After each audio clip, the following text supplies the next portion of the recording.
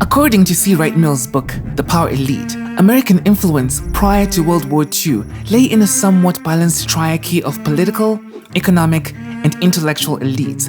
But as America rose to global preeminence in the wake of World War II, it began to aggressively compete with the Soviets and communist-backed movements worldwide, resulting in the American elites moving towards what President Dwight Eisenhower called a military definition of reality. The atomic bomb is very dangerous.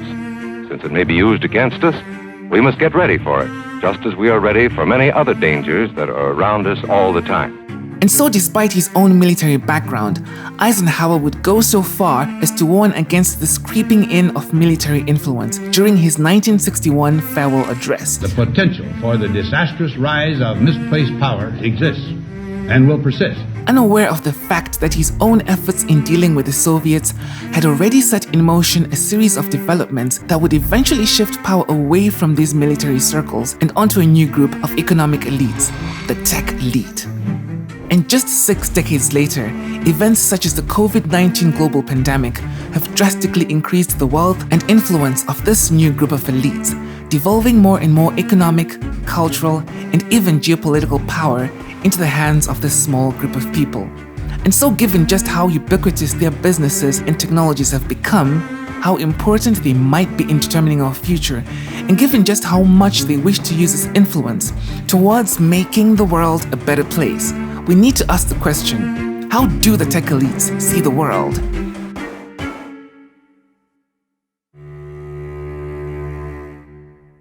So, inequality in rich countries has been on the increase, but particularly now, in the aftermath of the financial crisis and the current COVID-19 global pandemic, there's been a resurgence in public interest and academic research into the beneficiaries of this growing divide. Of the richest 100 individuals in the world, about 20% of them are tech elites, a significant and growing proportion, with prominent members such as Elon Musk and Jeff Bezos seeing their wealth increase by over $215 billion since the beginning of 2020. So we asked Professor Brockmann, first author of the paper on which this video is based, where did the tech elites come from and how have they become so rich? A lot of the technologies were, in the beginning, initially financed through the military, American military, that was during the Second World War, trying to win the race against the Germans, and later, after the Second World War, against the Russians. And that, of course, led to an enormous insertion of money into technological developments. The US Navy and Army have a long history of research and technology, but according to the book Where Wizards Stay Up Late, the launch of Sputnik, the first artificial satellite by the Soviets in October of 1957, is what spurred President Dwight Eisenhower to significantly increase military spending in technology research. My fellow citizens, my subject tonight is science in national security. This gave rise to agencies such as the National Aeronautics and Space Administration, NASA, in 1958, and the Advanced Research Projects Agency, ARPA, earlier that year. Now, ARPA, and later DARPA, was an agency that was crucial in the development of technologies such as ARPANET, an early predecessor of the internet, Aspen Movie Maker, a hypermedia system that is a predecessor to technologies such as virtual reality and Google Street View, and many key breakthroughs in computer processing, graphical interface design, behavioral and material science, all of which played crucial roles in the tech world today. But in 1969 and in 1973, everything changed when a pair of bills known as the Mansfield Amendments were passed through Congress, which sought to curtail military spending by restricting funding only to those projects and studies that had a direct and apparent relationship to a specific military function. This resulted in a drastic reduction of positions and grants available in these publicly funded labs, leaving many postdocs and scientists in a desperate search for work. Technology startups, particularly in the fledgling computer industry, were quick to pounce on this, as were private labs, such as Xerox PARC, from which Steve Jobs allegedly discovered and stole the idea of the computer mouse, windows, icons, and other graphic user interface elements that would later become pivotal in the development and adoption of the personal computer. A personal computer that is more reliable and easier to use. In fact, it's the most personal computer.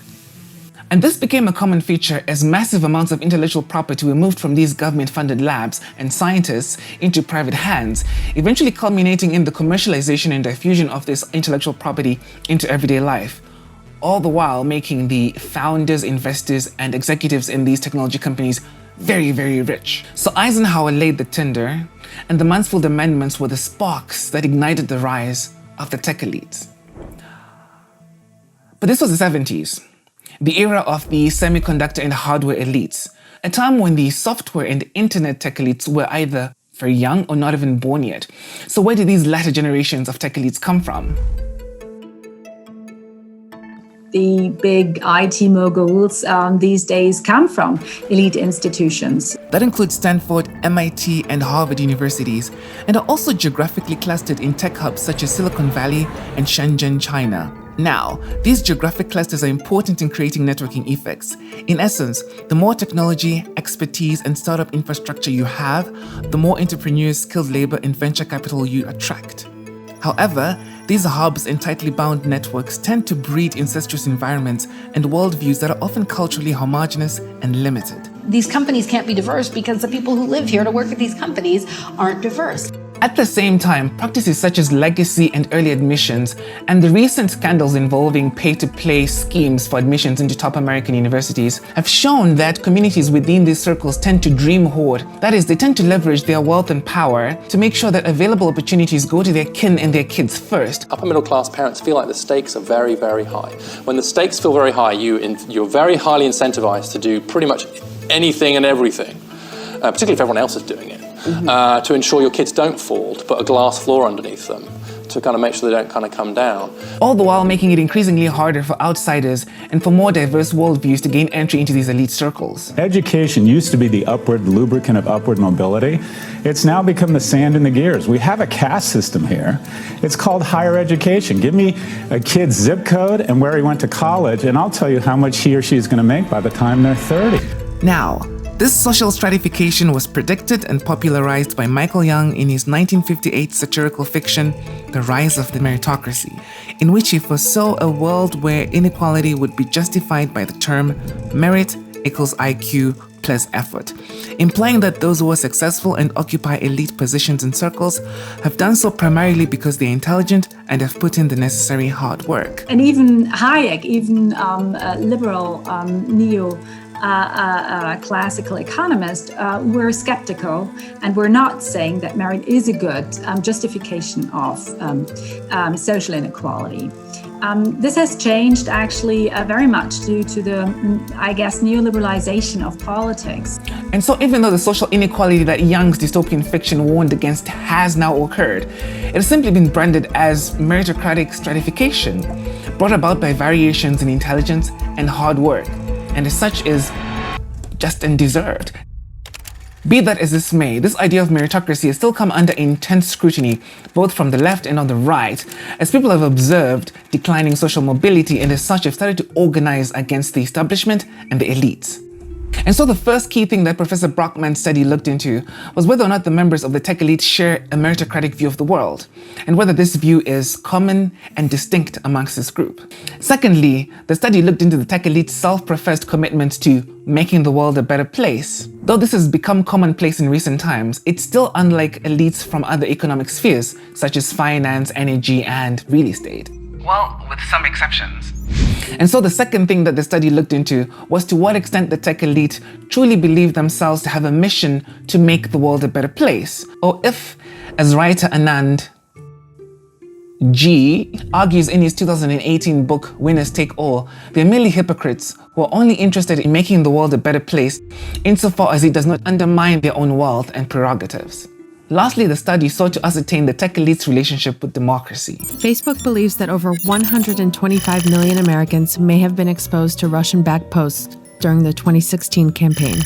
Recent and ongoing incidents of fake news, hacking, and data manipulation have illustrated how fragile the democratic process is, as rapid technological advances have left democratic checks and balances behind.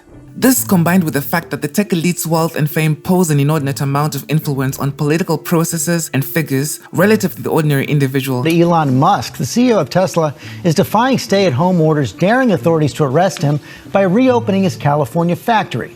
And the fact that their philanthropy often seeks to address issues that are traditionally the prerogative of the state and the public makes it all the more important to understand how this group of people understands its relationship to democratic governance and process. And so we asked Dr. Wiebke Drews how the study found out how the tech elites see the world. So basically, we tapped into different sources in order to get this comprehensive picture of what we call the tech elite. We identified all verified Twitter accounts of those on the Forbes 100 list of the richest people in tech, and scraped about 50,000 tweets from their timelines at two different points in time, in 2018 and in 2019. And for comparative purposes, we did exactly the same thing for a random sample of the Twitter US population. We also scraped all letters from the Giving Pledge, written and signed by over 200 philanthropists. And among them, there were 17 tech billionaires from our Forbes list. So we had the chance to also compare our tech elite to other wealthy elites. And finally, we also scraped the mission statements of 60 private foundations of members of the same Forbes list, in order to understand sort of their visions and the worldviews in more depth. The team then used a simple bag of words model, which is a way of finding out the occurrence and frequency of certain relevant terms and concepts from the text. The following words, for example, were used to determine references to the concepts of merit and meritocracy. And we conducted sentiment analyses in order to understand the emotional connotation of messages. So we looked at how positive or negative or how neutral a tweet or a different text is formulated. And so what did Professor Brockmann and her team find out? Well, the tech elite consists mainly of middle-aged men from an economic superpower, and their average age is 54 years. Half of them are Americans by nationality, 17 come from China, 3 from Hong Kong, and a total of 7 more come from other parts of East Asia, such as South Korea, Japan, Taiwan, and Singapore. Canada and Europe are home to 5 each, 3 come from Israel, 2 from India and Australia, and 1 each from Brazil and Russia. As the map shows, the tech elite live overwhelmingly in the global north. As expected, the elite American universities, Harvard and Stanford, were the most frequently attended universities. However, 22 of the top 100 never attended a college or university at all. Despite famous dropouts such as Bill Gates and Michael Dell, the university graduation rate for the elites was higher than that of the general American population, with engineering, business administration, and computer science comprising the most common undergraduate majors. 20 earned a master's degree, 14 completed an MBA, and 10 hold PhDs. Interestingly, only 46, that is, less than half of the tech elites, have an educational background in STEM fields. And how did the language of the tech elite on Twitter vary in comparison to the general US public? The general American public tends to be more self-referential and speak about immediate and individual experiences that can be observed by the prevalence of words such as like, get, just, lol, got, last night, and at real Donald Trump.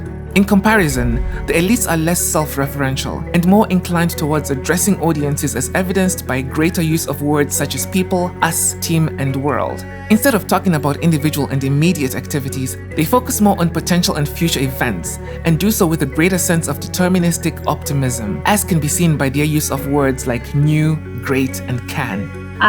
Joseph Schumpeter said this, that entrepreneurs are people who overestimate their chances. That makes them very positive. What we also see, they communicate, convey a lot of positive emotions when they speak, much more than the general population. The general population is more modest and also more negative about certain things.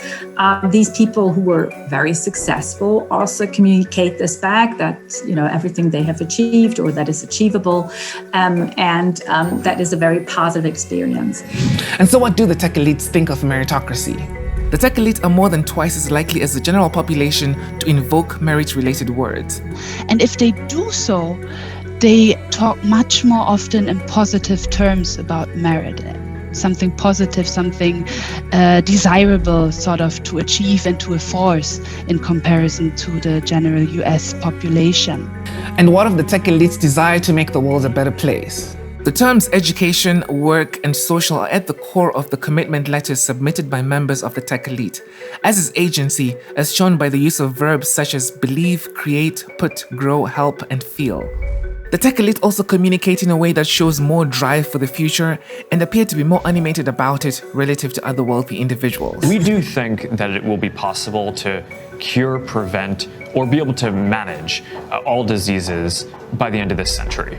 In America, the devotion to service and mission is often tied to religious beliefs and references to scripture. So does this mean that the tech elite are more religiously motivated? Well, by using the LIWC dictionary and words under the category of religion, the giving pledge commitment statements show that the tech elites evoke religion and religious concepts only half as much as other wealthy elites, making them more secular. But what is odd and interesting enough is that there's little to no mention of terms such as state and government in these mission statements. Because they also, with their philanthropy, intervene very much into areas that are usually financed and funded by the state, education, for example. Which brings us to the third objective of this study, democracy. How do the tech elites view democracy? Surprisingly, both groups, the tech elite and the general US public, pay comparatively little attention to topics related to democracy, mentioning the concept in less than 3% of their tweets. Moreover, the tech elite talk about democracy in more abstract terms, and usually in connection with firms and individuals from their industry, while the general US public personalize their messages by referring to the US Democrats or representatives of the Republican Party. However, things got more interesting when the study looked closely at the connection between democracy, power, and money. They actually see this in a more inconsistent way than the general population. That was surprising for us because these are very highly educated people. But what we saw is actually, they indeed see that power and money is connected, stronger than the general population. They said that power and democracy is connected. But then they say, and that's from a logical point of view, if power and money, and power and democracy is connected, then also money and democracy should have a positive relationship. And they deny this. So what does this all mean? Well, this particular result suggests an inability or an unwillingness on the part of the tech elite to make, see, or communicate a link between power, money, and democracy, a connection that the general public observes and communicates quite clearly. As such, the tech elite clearly have a contradictory relationship with democratic governance and process.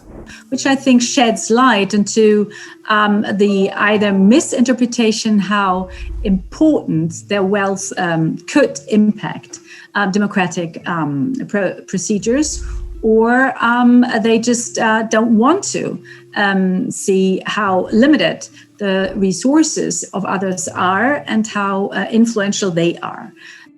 And this is troubling given how the very technologies that these tech elites manage and own have become central to the threatening of democratic processes via disinformation, hacking, and data manipulation. As is also the matter of the tech elites' view on meritocracy.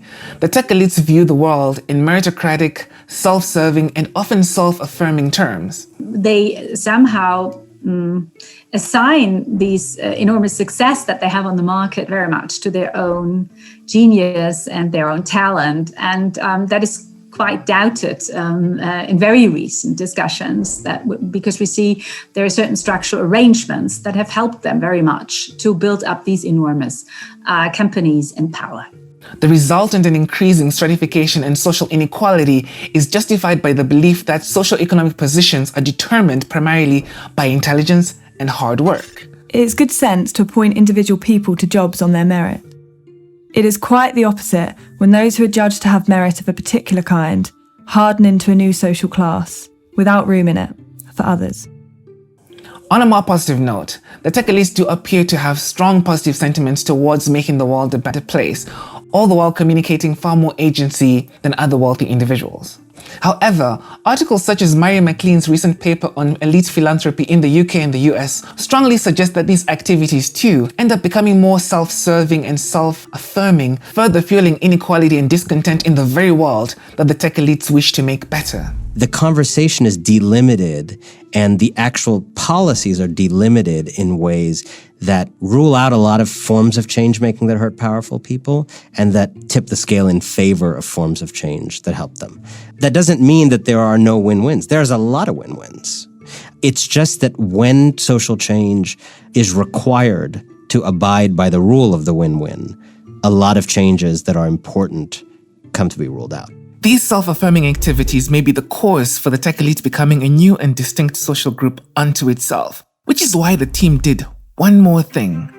We used supervised machine-learned classification to train an algorithm to classify our Twitter data in an automated fashion and understand whether the tech elite is indeed distinct and can be differentiated sort of from the population. And the classifiers were able to correctly predict if a tweet was from a tech elite or from the general US public on average 80% of the time, demonstrating that beyond our sort of subjective interpretation of the data, there's also this very objective algorithm that sees a difference between the two classes. Nevertheless, there's still much more to be unpacked and explored.